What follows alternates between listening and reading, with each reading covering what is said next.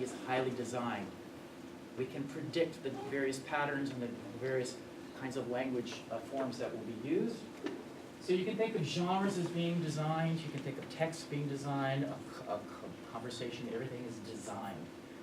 And then when you, and I like this because designs can be a prefab, if you want to think about it like that. Language, you are born into a culture and language, it's pre-existing, okay? Go ahead. So you have these prefabs, and then you can use them, these different prefabs. You learn what they are to interact, but in language use, as you're using them, you change the language slightly. Everybody does, slightly. So language evolves through language use. That's the idea of meaning design. You're constantly taking and then kind of repurposing. So this could actually look like, you've seen the recycling symbols, you know, where you take plastic bottles and you make something else. That's language. It's somewhat moving. Most of it's static, but parts of it are moving. So we also have, I don't know if I'm going on. Another, I think, thing that they talk a lot about in multiliteracy's approach is the meta functions. So going back to what Lee and Van Patten were saying, we're going to talk about it in terms of at least three, and there are other ways of talking about a language from a functional point of view, but the interpersonal, the ideational, and the textual function of language, this comes from something called systemic functional linguistics. And ideational is pretty clear. Most people understand you use language to articulate an idea or a thought, a concept, right? That was that transmission model of communication. I have something in my head, I want to verbalize it so that you can understand it. So this is talking about people and things and experiences in the world. But every time you use language, you also, with another person, you negotiate your relationship with that person. Right? So that picture that I showed you, they were talking about something, who knows what, that was the ideational function, the topic, but they were talking about it in a way that construed or created their relationship. And finally, this is an important point, text. In multiliteracy's pedagogy, we talk about text. And a text can be anything, because now multi means multi-language. Languages are never in isolation. They're bound together with other languages. If we're training bilinguals or multilinguals, their first language has an impact on their second language, and their second language has an impact on their first language. That's basic multilingualism. But so we talk about it in terms of texts, and texts then are anything that has some kind of coherence to it, anything that has relevance, cohesion, or coherence. So it's not just a text. If I hold up there, I'm looking for that's a text, a written text. That's the prototypical text that comes to mind. But here we're talking about multimodality. What I'm doing today is giving you, this is multimodality. I'm talking and you're reading, and I actually have superimposed on that, I have images. That's actually the other kind of light bulb that went on. Language is always with other semiotic systems. We've isolated it, but now we're trying to integrate it. So people make meaning not just using language, but all the other kinds of human semiotic systems, meaning-making systems. So let's think about the relationship of how language works with other meaning-making systems. Okay, so let's make this a little clearer. So I'm going to give you a little activity here.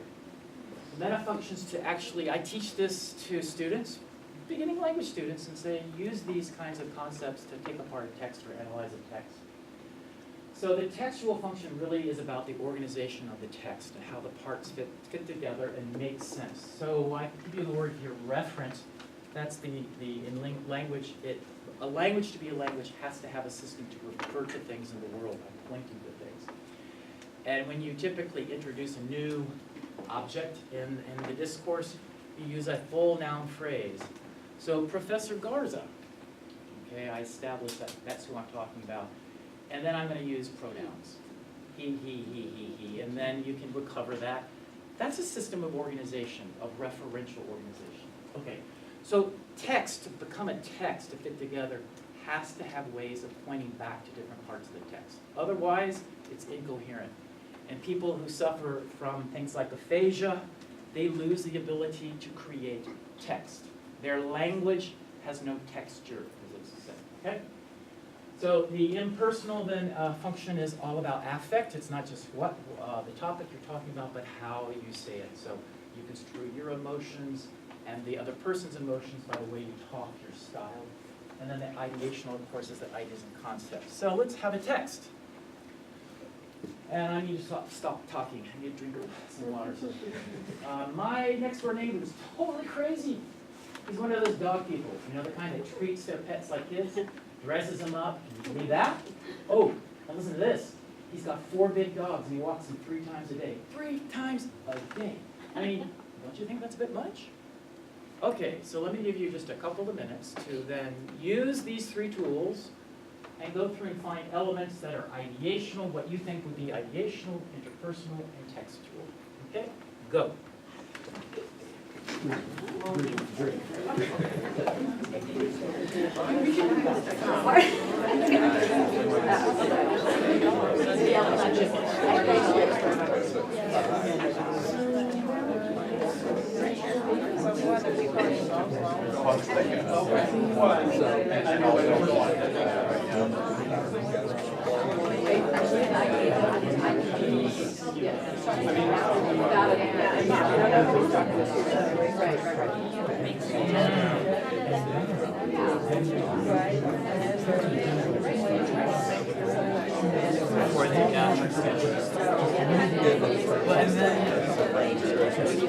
They know how to play the game.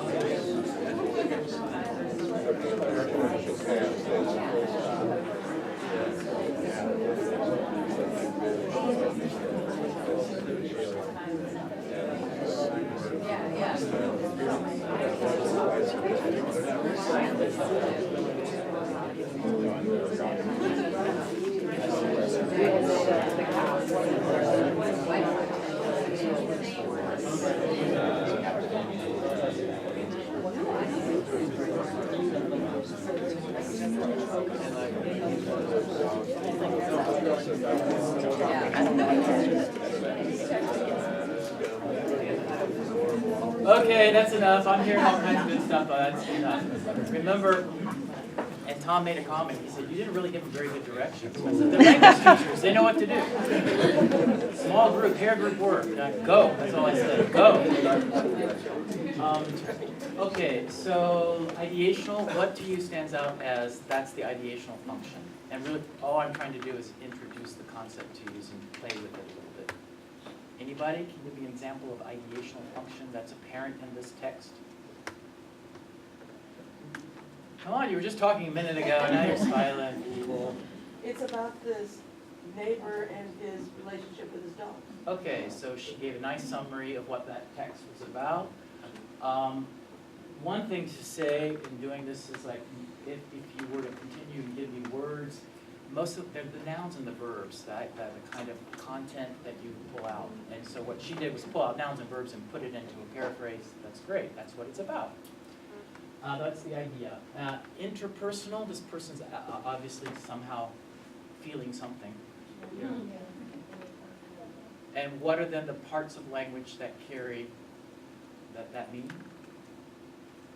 Yes? The strange habit of dressing the dogs.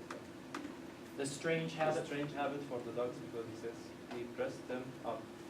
Yeah, he's just that he finds that surprising or troubling or something. What in the linguistic system then carries this motion or affect?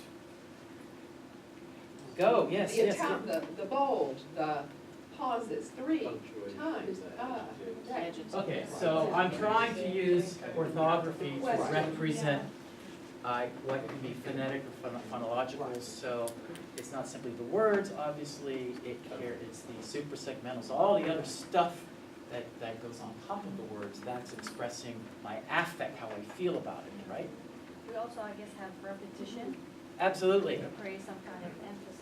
Exactly. So repetition is a pattern, and it's highly repetitive. He keeps saying the same thing but in different ways. Repetition is very much a function that shows, anybody who knows Halliday's systemic functional Yeah. linguistics, this is what it is. And I thought, I remember last year, all of our Iraqi scholars, they knew Halliday, so this is what it is. Yeah. This is all new, this is new to other people, but not to you. He or she also wants some kind of affirmation with all this. Can you Yes. believe that? And I mean, don't you think? She wants to say, I'm right, aren't I? It's not, exactly, it's not, so there are elements, kind of, it's a monologue, but he wants it to be more of a dialogue. So, so it's pointed, directed towards a person and trying to elicit, that's part of addressivity that I was talking about, it's part of the affect. And then I heard somebody say, now the text, I get this, ideational and interpersonal, that I get. Textual?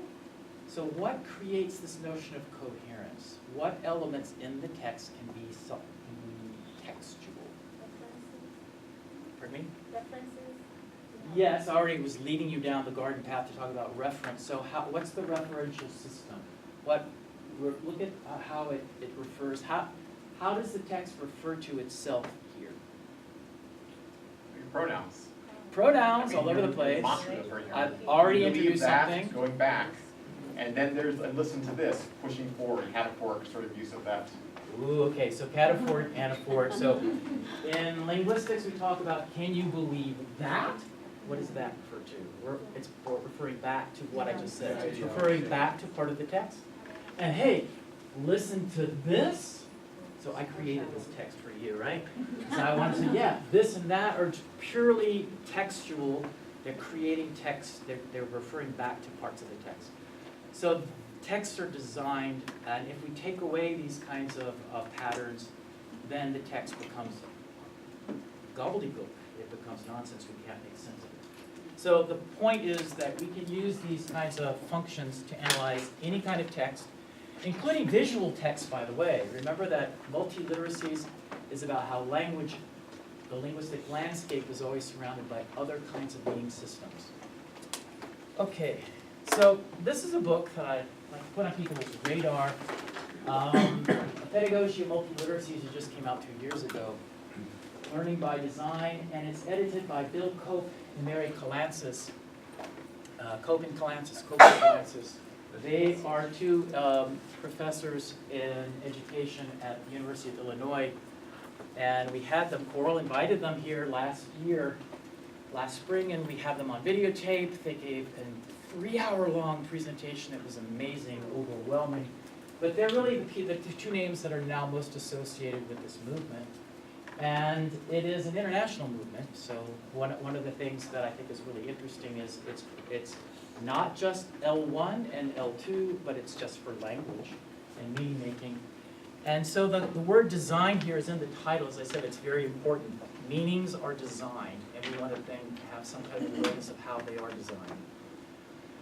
And so I'm not going to summarize all of their work. You can type in multiliteracies pedagogy, and their names will come up, and PDFs, there's websites, there's a ton of information. But I'll boil it right down to this. They call this their placemat. And a pedagogy to me means that you have some kind of sequenced activities and you have a goal in mind, which is to help your students come to some kind of knowledge. So they talk about knowledge processes. And it looks similar to like Bloom's taxonomy or other kinds of approaches of thinking about what different kinds of actions are actually part of cognition. And they talk about experiencing a text. Everything is based on a text in this approach. You have a text, you can experience a text, you can conceptualize the text, you can analyze the text, and you can apply the text. And they also have it from the core to the periphery, so they often start in the center here. We often start from the known and then go to the unknown, so you can experience something that you already know and then compare it to something that seems new, the foreign culture. Conceptualizing, what they mean here is essentially, here it's like overt pedagogy. I'm giving you a meta language, I'm giving you words to label things. So we do that as grammar teachers. That's a relative pronoun. I just had you do that. I had you take a text and you label things. I gave you the terms function. And then, okay, so once you find a pattern, you can theorize about it, which is essentially make a generalization.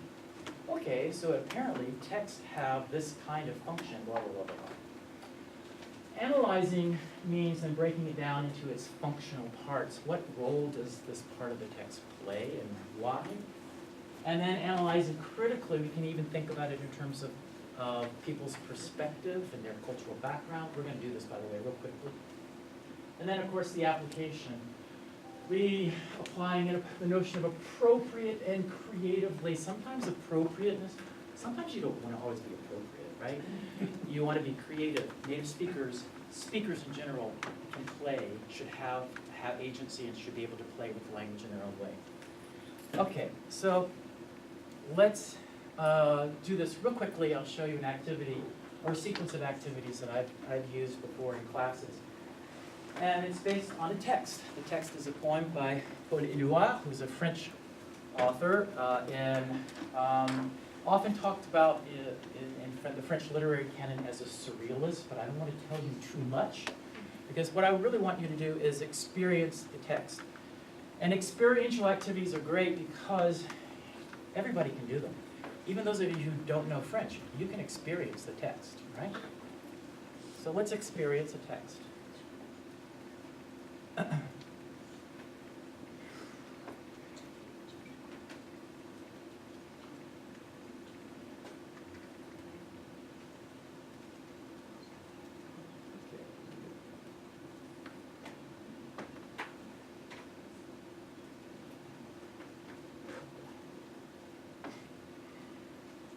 Les cahiers décollés sur mon pupitre et les arbres, sur le sable, sur la neige, j'écris son nom. Sur toutes les pages lues, sur toutes les pages blanches, pierre, sang, papier ou cendre, j'écris son nom. Sur les images dorées, sur les armes des guerriers, sur la couronne des rois, j'écris son nom. Okay, that's good enough. That's enough experience. So for an experiential activity, I can ask, what did you, it's like a think aloud protocol, is what they call it sometimes. What did this trigger? What did this make you think? What are your associations, if any? And you're going to have wildly different associations, because some of you are native French speakers, and some of you don't know any French at all.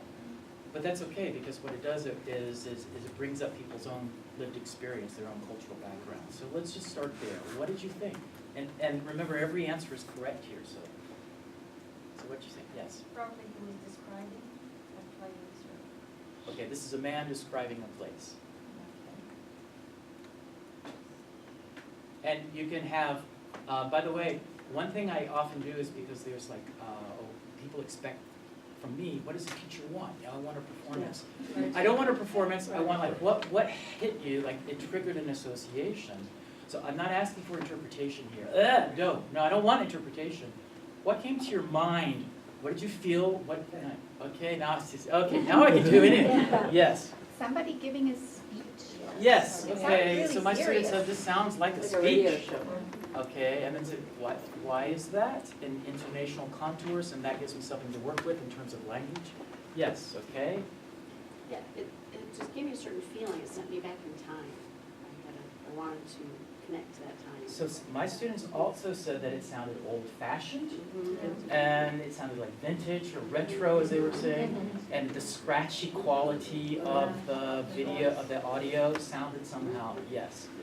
It sounds like this performance that's old-fashioned, yes. Other? And nostalgic, yes. So this brought me back to my grandmother and all the times that we listened to French music and listened really to the lyrics of poetry. Okay, so for a French person, is it française?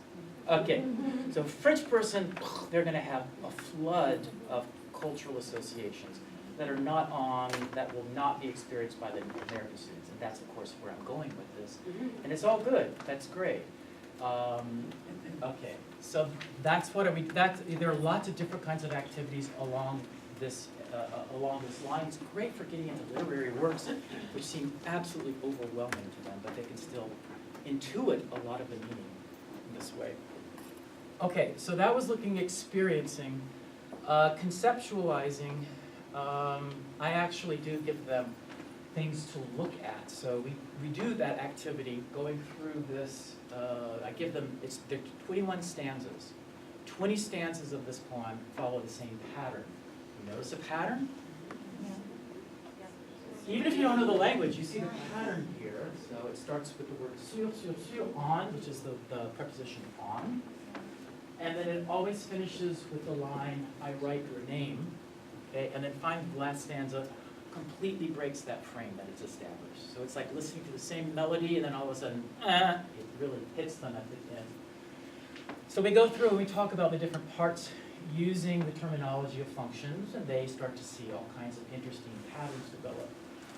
Conceptual, that's what we're talking about in terms of conceptualizing this or meta language. And then the next thing, of course, we look at it in terms of perspective taking or a critical analysis. And for that, I do something along these lines.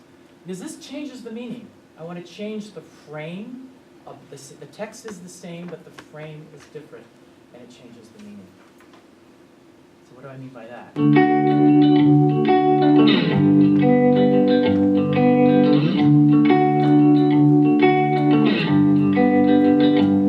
Sur le cahier d'écolier, sur le pupitre et les arbres. I don't need to play the rest of it, but so this is now the poem set to music. And by the way, this poem has been set to all kinds of different varieties of music, which really changes the feel of it. The poem is also, this is well known in French at an educational system. It's very well known, and many French children learn it at some time in their educational career, either as an écolier or as a collégien, so either in middle school or like late elementary school, 6th and 7th grades when you're learning this. So here we go. When a different speaker, the first recording was of the author, Éluard, who was declaiming it on the radio. And for many French speakers, that immediately they think of World War II, because this was part of the resistance movement in World War II. At the time, France was an occupied country. Éluard and this poem became very important in the French resistance movement, actually to the point where people memorized it and used it as a kind of a code. Oh, you're one of us because you can recite the poem. So children learn it as part of French history.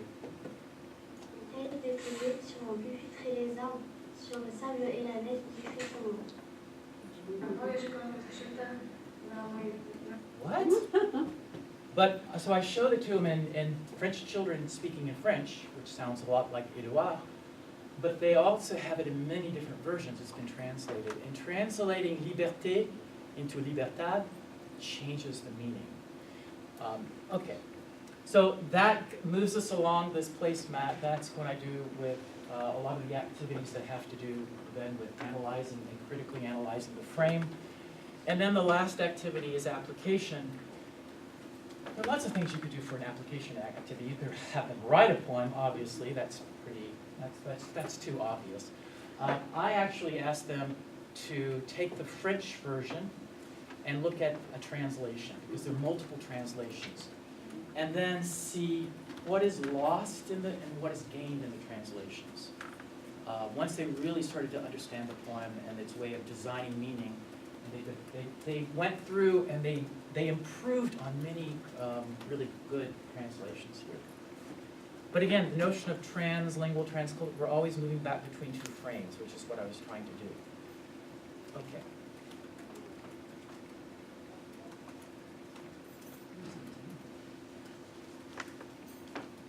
Between at least two frames? At least two frames, yes, and so, that's a good point, because sometimes there are multiple frames here. Okay, so let me come back and wrap this up.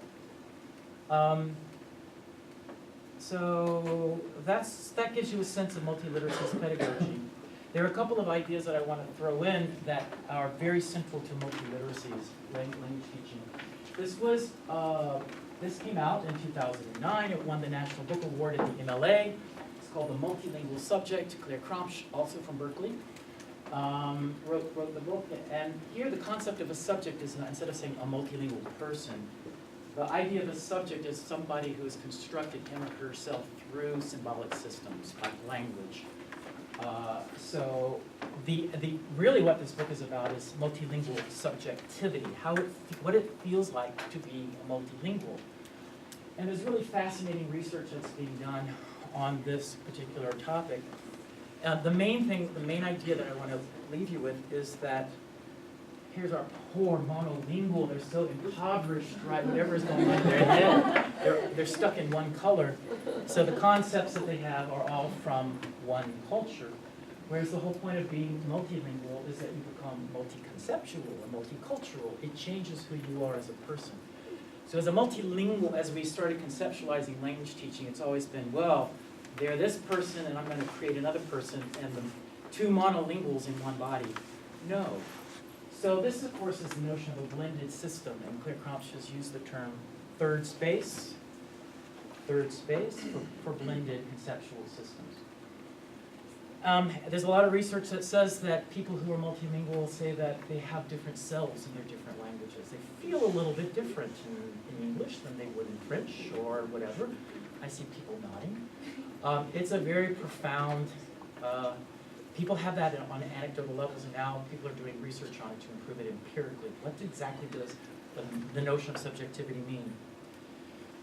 So it's real, and multiliteracy pedagogy is aiming at that shift of subjectivity, because to learn a language deeply like this means it's going to have an impact on who you are as a person. The word authenticity now has been changing as we change our understanding of language. What does it mean? We use authentic text a lot, right? Which typically is meant a text written by a native speaker for a native speaker. That's authentic. We're beginning to look at the concept or the construct of authenticity and think about it. And this book just came out last year by Van Copernol, was an applied linguist at Carnegie Mellon. Janice McGregor is at the University of a German professor in, I believe, at the University of Kansas. And they at least say there are two. So the authenticity of correspondence, two different approaches to authenticity, is conformance to an external norm. So an authentic American speaker of English, they conform to the norms, their native-like, essentially. And typically that's what it has been meant to you in the sociolinguistic literature. It's been authenticity, has always been their native-like. But now we're thinking about this new concept of authenticity genesis, which essentially means authentic to me. It feels right for me. It may not be an American norm or even a French norm. I'm somewhere in between, but it feels right for me, so that's good enough. So it's a process of self-authentication. I think both of those, the concept of subjectivity and self-authentication, go hand in hand with teaching language, with doing multiliteracy pedagogy. Okay, so let me summarize, and I'm almost finished, and I want to have some time for a little bit of a discussion. The main idea here is don't teach language culture. That's hard to do, and I'm working on it. Lots of people are working on it. We can talk about it. But it's not like my students said, how do you say cheerleader? The assumption, which many of our students have. I have all these, the yellow, all these little concepts in my head. I just want to say it all in another language. No. Languages are systems that grew up in a culture and are different systems for making meaning. They sometimes use this fancy word, semiosphere. It's a whole new world of meaning. So the cool thing about learning languages is not just to replicate yourself in a foreign code. It's to be somebody who's different. It gives you different concepts. And you all know that. But for people who haven't been through the process of really learning a foreign language and culture, they don't get that. Administrators here at UT Austin, they don't get that. This is what it's really all about. And learning a language to an advanced degree will change who you are. Okay. So let me end with a couple of questions. Because I've given this kind of a talk in different ways, and people seem to have these questions. So how is learning, I like to pose this question to people, language teachers, how has learning a different language affected how you are and how you feel? Do you think it has had an impact on that? And how do you have an L2 self that may be different than your L1 self? Don't answer right away, we'll come back to that. This whole notion of authenticating the self. What parts of the L2 culture still remain somewhat foreign to you? You may be a very advanced to superior speaker, but I'm not French.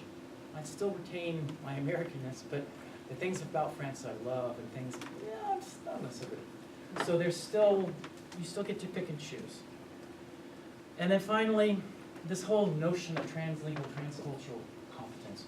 That's an incredible goal. We have started with grammar translation, communicative, and now we're including culture. And by the way, I'm not talking about all culture, I'm talking about lingual culture, which I think is a Venn diagram. It's the intersection between language and culture. So, many people say, this is too much. It's too much for me. I'm a language teacher, okay, that's enough.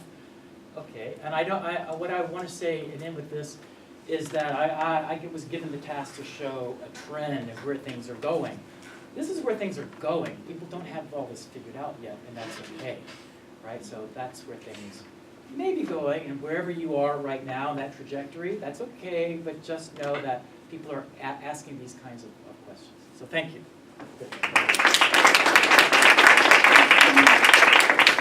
Just one or two questions? Yeah, absolutely. Comments? Any questions? Comments? Or comments, responses to those questions I need to So just selfishly, since I'm having to do a lot of the pedagogy that I'm teaching structured through actual guidelines. Yeah. Because that is teacher certification in the state of Texas. Right. It's all based on actual guidelines. And we already include the 5 C's. So culture is already in there. We talk about big C culture, and we talk about little C culture. So my problem with us.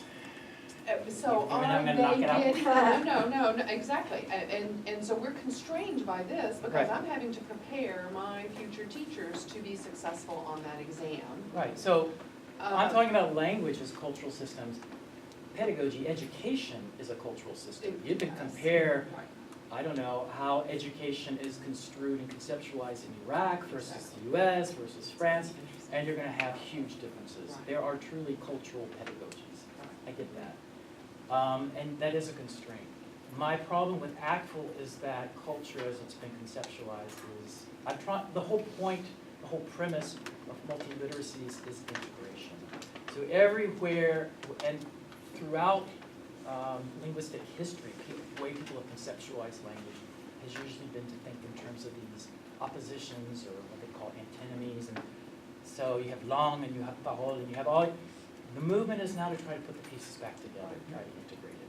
So we can get, I think ACTFL is good in that they're at least put culture on the radar and said it's important, but it doesn't go far enough because once you start to really get into this and analyze every text from this perspective, you realize that the 5 C's themselves is cultural. Right. It's a cultural conception. Exactly. So everything is. Right.